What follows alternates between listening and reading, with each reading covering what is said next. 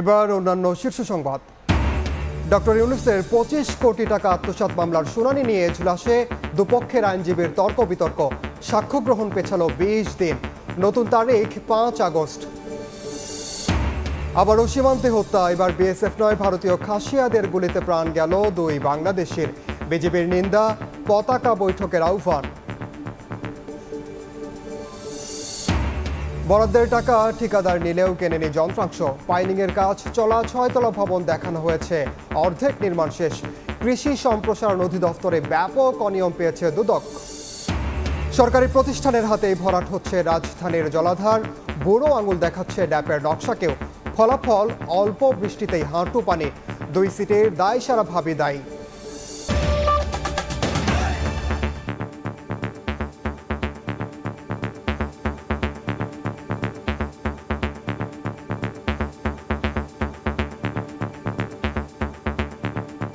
কোটা বিরোধী আন্দোলনে থাকা শিক্ষার্থীদের মুখে রাজাকার স্লোগান শোনা অত্যন্ত দুঃখজনক উল্লেখ করে প্রধানমন্ত্রী শেখ হাসিনা বলেছেন, মুক্তিযুদ্ধের চেতনা বাস্তবায়ন করাই বর্তমান সরকারের লক্ষ্য। মধ্যরাতে রাজাকার রব তোলা শিক্ষার্থীদের অর্জিত শিক্ষা নিয়েও প্রশ্ন তোলেন সরকার প্রধান। সকালে প্রধানমন্ত্রীর কার্যালয়ে 2024-25 অর্থ বছরের বার্ষিক কর্মসম্পাদন চুক্তি স্বাক্ষর অনুষ্ঠানে বক্তব্য রাখেন তিনি। সরকারের নীতি নির্ধারণী পর্যায়ে নেয়া সিদ্ধান্তগুলো বাস্তবায়নে 2014-15 অর্থ বছর থেকে বার্ষিক কর্মসম্পাদন চুক্তির রীতি প্রণয়ন করেছে সরকার। এরই ধারাবাহিকতায় নতুন অর্থ বছরের জন্য বিভিন্ন মন্ত্রণালয় এবং বিভাগের সঙ্গে কর্মসম্পাদন চুক্তি সম্পন্ন করল সরকার। সোমবার সকালে প্রধানমন্ত্রীর কার্যালয়ের শাপলা হলে একে একে মন্ত্রণালয়গুলোর সচিবরা তাদের চুক্তি জমা দেন সরকার প্রধানের কাছে। একই সময়ে 2022-23 অর্থ বছরে সেরা কাজের স্বীকৃতি হিসেবে 10 সচিবের হাতে শুদ্ধাচার পুরস্কার তুলে দেয়া হয়। উপস্থিত প্রজাতন্ত্রের কর্মকর্তাদের সামনে দীর্ঘ বক্তব্য রাখেন সরকার প্রধান। এই সুশাসন প্রতিষ্ঠা করতে হলে শুদ্ধাচারটা দরকার। এক পর্যায়ে কোটা বিরোধী শিক্ষার্থীদের আন্দোলন প্রসঙ্গেও কথা বলেন সরকার প্রধান। খোদ ঢাকা বিশ্ববিদ্যালয়ের ঐতিহ্যবাহী রোকেয়া হলের শিক্ষার্থীরা কি করে মধ্যরাতে রাজাকার স্লোগান দিল সেই প্রশ্নও তোলেন প্রধানমন্ত্রী। আমার খুব দুঃখ লাগে কালকে যখন শুনি রোকেয়া হলের ছাত্রীরাও বলে তারা রাজাকার। তারা কি জানে 71 সালে 25শে মার্চ কি ঘটেছিল? সেখানে 300 মেয়েকে হত্যা করেছিল, 40 জন মেয়েকে রেপ করেছিল এবং এদের ধরে নিয়ে পাকিস্তানি ক্যাম্পে নিয়ে গিয়েছিল।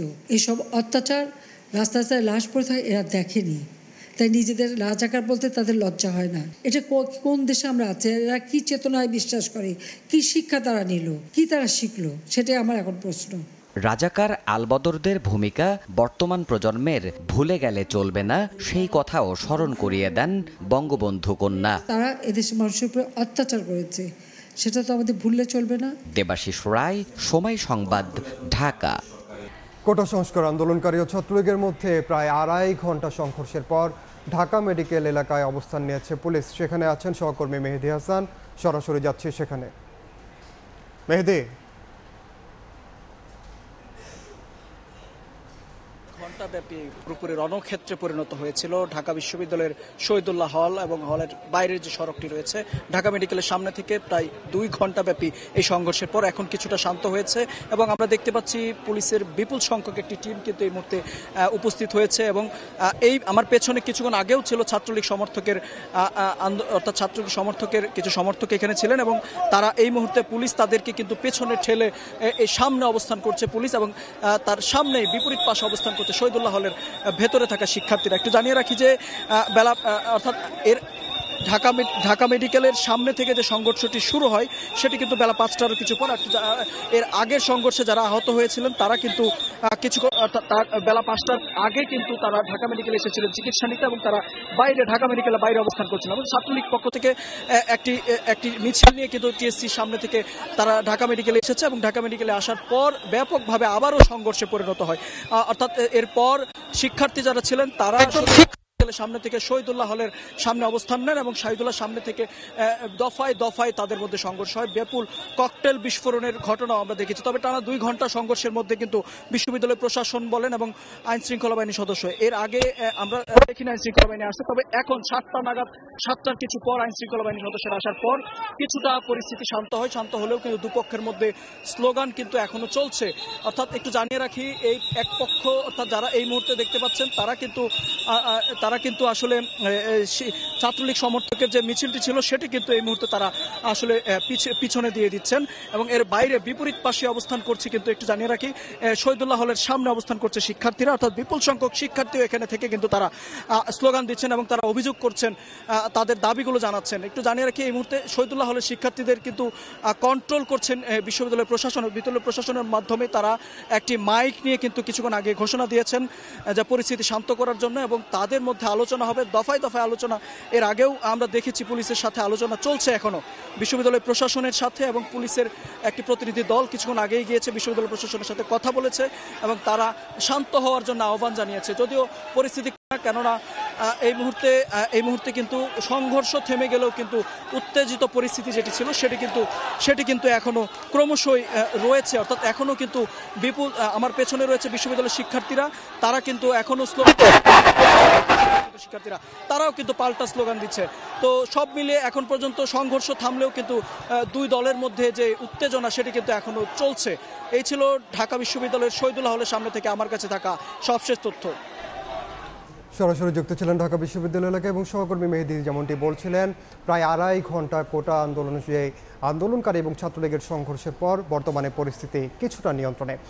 সাক্ষ্য গ্রহণের তারিখ পেছানো নিয়ে এজলাসে ডক্টর মোহাম্মদ ইউনূসের আইনজীবী ও দুদক আইনজীবীর মধ্যে ঘণ্টাব্যাপী তর্ক বিতর্ক হয়েছে।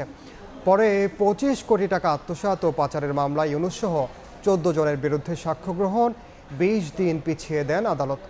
পরবর্তী দিন ধার্য করে 5 আগস্ট বেলা 11টায় আদালতে হাজির হন ডক্টর ইউনূস। উচ্চ আদালতে এই মামলা বাতিল চেয়ে করা আবেদন প্রক্রিয়াধীন থাকায় সাক্ষ্য গ্রহণ পেছানোর জন্য আবেদন করেন তার আইনজীবী। এ নিয়ে শুরু হয় পাল্টাপাল্টি যুক্তিতর্ক। এক পর্যায়ে আদালত 1 সপ্তাহ সময় দিতে চাইলে আপত্তি তোলেন ডক্টর ইউনূসের আইনজীবী। আর আদালত থেকে বের হয়ে ডক্টর ইউনূস বলেন, আদালতে লোহার খাঁচা থাকা মানবতার অপমান।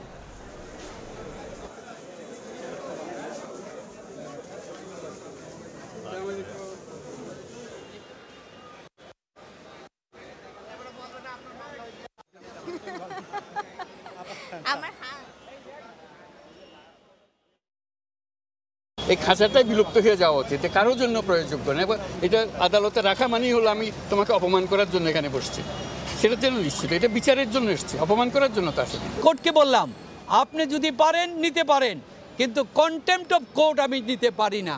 হাইকোর্টে মামলা পেন্ডিং থাকা মানে এই আদালতের কলম বন্ধ। তাদের কথা না, তারা আমরা থাকবো, লম্বা সময় নিব এবং মামলার কার্যক্রমে বিঘ্নিত, মানে এই ধরনের কথাবার্তা তারা বলতে চান আর কি। আগামী তারিখে দেখা যাবে, যদি উচ্চতর আদালতের কোনো আদেশ আনতে পারেন সেই আদেশ মোতাবেক মামলার কার্যক্রম পরিচালিত হবে। আবারও সীমান্তে হত্যা। এবার সিলেট সীমান্তে ভারতীয় খাসিয়াদের গুলিতে প্রাণ গেল 2 বাংলাদেশির। এ সময় আহত হয়েছেন আরও একজন। গতকাল কোম্পানিগঞ্জের নাচিরের গাঁও এলাকায় কাঠ কাটতে যান আলী হোসেন ও কাউসার আহমদ সহ বেশ কয়েকজন। এ সময় তাদের লক্ষ্য করে গুলি ছোড়ে ভারতীয় খাসিয়া গোষ্ঠী। এতে গুলিবিদ্ধ হয়ে ঘটনাস্থলেই মারা যান আলী ও কাউসার। আহত হন নবী হোসেন নামে আরও একজন, তবে লাশ এখনও হস্তান্তর করেনি বিএসএফ। এ ঘটনায় প্রতিবাদ জানিয়ে পতাকা বৈঠকের আহ্বান জানিয়েছে বিজিবি।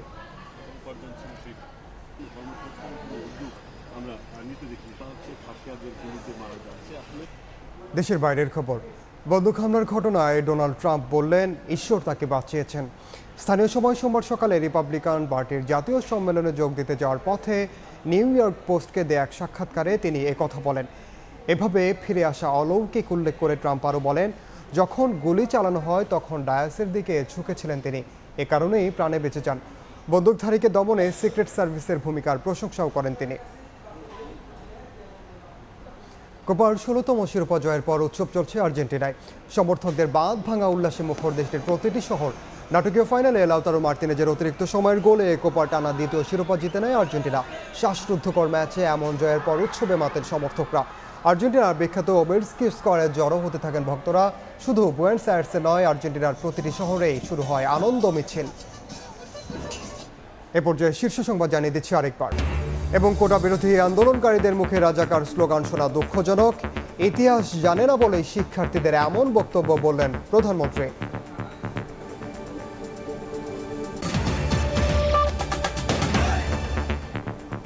এই ছিল সন্ধ্যার সময়ে। জনপদের সময় সঙ্গে থাকবেন সহকর্মী জাফর সাদিক।